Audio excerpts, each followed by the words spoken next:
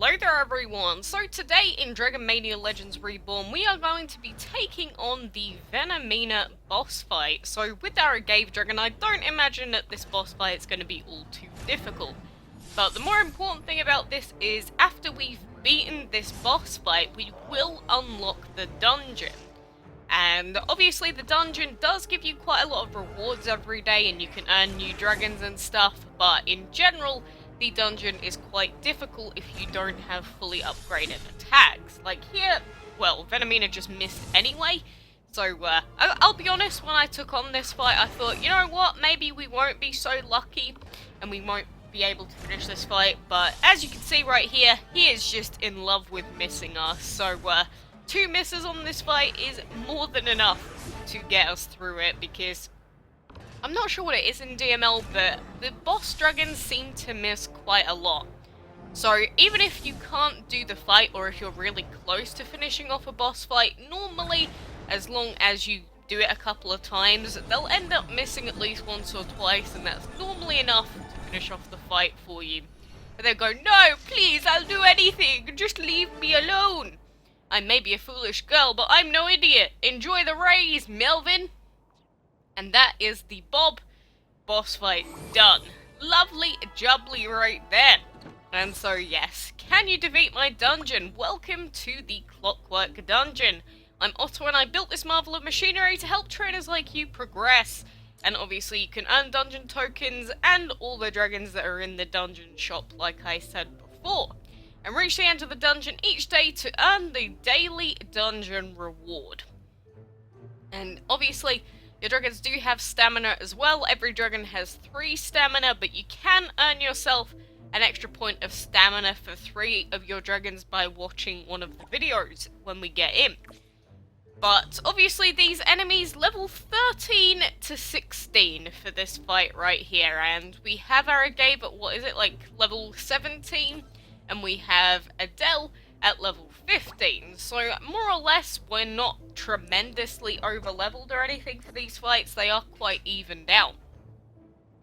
Because the way that the dungeon works is that it works off the levels of the dungeon dragons based on your highest 4 dragon levels.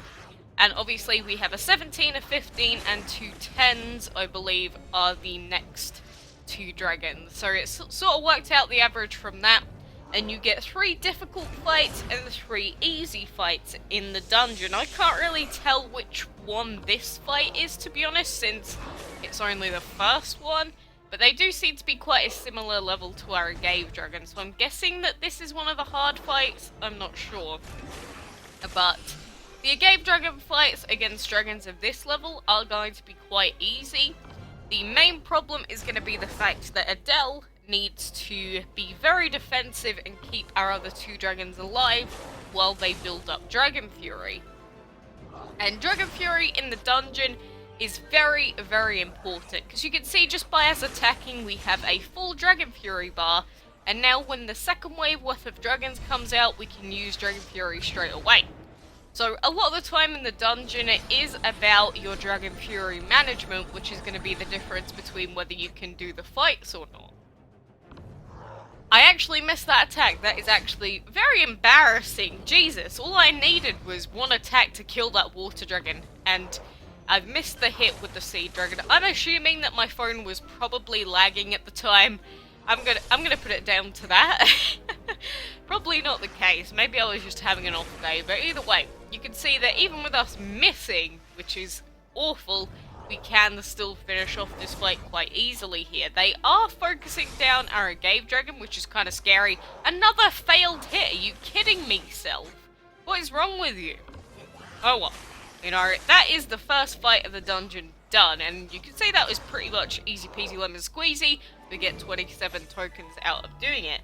And yes, this fight here has level 12 to 13 dragons, so this is counted as one of the easy fights. Which means that now we are going to send in Adele instead to do this fight. And the opponents that we're against are mostly void types. So we are going to take in 2 plant dragons, or our melon and our seed dragon here, so that we can at least get some strong hits off on them. Again, mostly we are just going to be relying on building up our Dragon Fury bar, which is why I have opted to use my Stone Shield on the other two instead of attacking. And this is very important. If you have a really high damage dragon like the Agave, obviously most of the time you can just like go all out and just murder everything. But if your other available dragons, like main dragons, like Adele is the main dragon of this little squad here, then obviously we're just going to have to use them to be very defensive, which is their speciality. And these enemies, as long as we are managing our stone shields and our healing correctly, I don't think that they can really kill our dragons. The only issue is this takes absolutely forever. Like, you're gonna see just how long these fights are gonna take, because that stupid swamp dragon's been putting up his own stone shield as well, which means we're probably gonna go through at least 2 rounds of Dragon Fury during these fights. So, normally I would suggest just saving Dragon Fury for wave 2, but in this situation here, we cannot defeat these dragons just with our regular attacks, so we are gonna have to use it on this round of dragons and then keep the defensive stuff going and use Dragon Fury again on the second lot, because even wave 2 has another swamp dragon, which is quite annoying, but we did get an achievement out of that as well, which is pretty nifty. But I'm trying to attack as much as I can on mobile, honestly, but I find it a little bit harder sometimes to use Dragon Fury because it gets kind of weird with my finger, like it gets kind of sweaty. Am I the only one that happens for? Maybe I am, but... Oh, stop putting your shield on yourself. You know, maybe even 3 lots of Dragon Fury we'll have to go through in this fight. Again, it's just how the dungeon is. If you don't have an awful lot of damage, or you don't have at least 2 dragons to send in, then this is what ends up happening. But again, we can do it. I'm going to show you guys that you can do the dungeon with level 17 or level 10 dragons with level 2 to 3 upgrades on your attacks. Because obviously the Seed and Melon doesn't even have any upgrades on their elements. So we are doing this with pretty much the worst sort of dragons that you can have at this point in the game. But, you know, I see a lot of people all the time saying, Quacks, how do I do the dungeon? It's impossible. I'm only level 25. I can't do it. Well, it is definitely possible. Well, I did not mean to press that button, but it does also come down to whether your team is leveled up to the correct levels to make it happen. Because, again, if you have leveled up all of your dragons to an even level, then it isn't really going to work out. Luckily enough though, the stone shields did run out, so we can just use our Dragon Fury outright here. And I'm not sure if we can really even get close to killing anything. We could do like 60 hits, that's fine.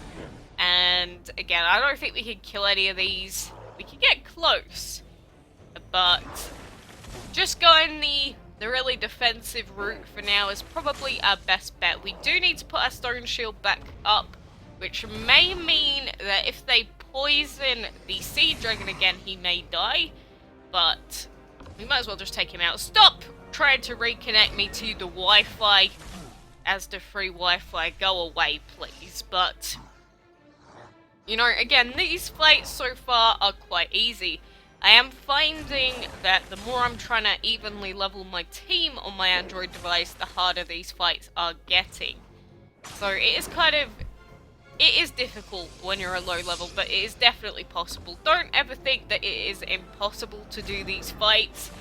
And if it's not working out for you, a lot of the times it is just going to come down to, you know, your team comp, which dragons are in the first slot, which dragons you're using on the easy fights or hard fights, and stuff like that. So, you know, I have faith. If you can't do it on one day, come back the next day, try and move your team around a little bit, see if anything else works better. Like, maybe your defensive dragon should go first instead of your high damage one, or maybe your high damage one should go first because it can one-shot stuff. It does massively depend on the team that you have. Level 11 to 13, again, is an easy fight.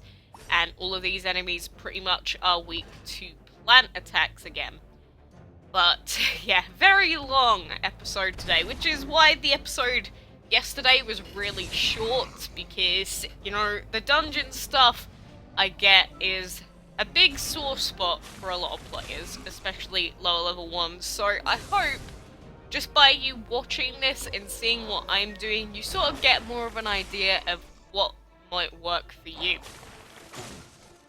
Again, you do, ideally having 2 really high level dragons is optimal for the dungeon, because like you could see here, having a dragon 5 or 7 levels above the others that you have is really working wonders for me, because if you level up a 3rd dragon, then you're going to find that unless you have level 6 abilities and they're enchanted and everything, you're going to find that it is a lot harder. So at that point you sort of need 6 main members of your team to be all evenly leveled, so then all the enemies are level 30, or just even to yours. So, you know, the best thing to do if you don't want to waste the resources, like I said, is to have 2 main dragons and just use those in the dungeon. But obviously, only having 2 main members of your team does also, it is kind of bad in terms of regular map fights. So I feel like that's one of the things in this game that I've always noticed, that if you want the best tactic for the dungeon, that means that something else in the game's going to suffer. If you want the best Dragon for multiplayer league stuff, your dungeon team's probably going to suffer, and if you want a specific team, like legendary team, then you're going to struggle massively when it comes to castle events and stuff like that. So really, it is just about choosing what do you want to progress in first. The dungeon? Do you want to progress in the map? Do you want to do this? I would say just map progression is the most important, but certain teams do allow you to still finish off the dungeon even with your main battling team, is what I'm trying to say. So, you know, again, for this fight, we've just been attacking and defending until we get our Dragon Fury, and then we're just gonna destroy all these Void Dragons and the Radiant here. We did actually unlock the Radiant yesterday because we got to our 30th day in-game, so we'll be taking a look at him soon enough anyway. But yeah, a month's worth of playing, and honestly, I haven't done as much as I could have, because obviously just being busy with work and other stuff means that I can't come back as frequently as I wish I could. But, you know, for our level, I think we've done at least quite a decent amount of progression. We definitely could have done, or we could be a lot further behind than we are, but if we were playing constantly, we would definitely be a lot further ahead as well. So now we are about halfway through the dungeon, and we have one of the hard fights to do. So I have replaced our members with the Cyborg and the Smoke Dragon. Obviously, the Smoke Dragon is weak to fire, and our Cyborg is weak to energy, which are 2 elements that these 2 dragons here actually have. So, like, he missed his energy there, which is very nice for us. Not that it matters too much, but most important thing with us having a really strong member here is the fact that we need the other 2 dragons to be there as decoys. And what I mean by that is, just have the other 2 there so that the 3 enemies target them first, because say we have 3 enemies that are all plant dragons and all 3 of them end up poisoning our agave. Even if they're a little bit below our level, having all 3 of them attack and poison the agave in the same turn is going to put him very, very low.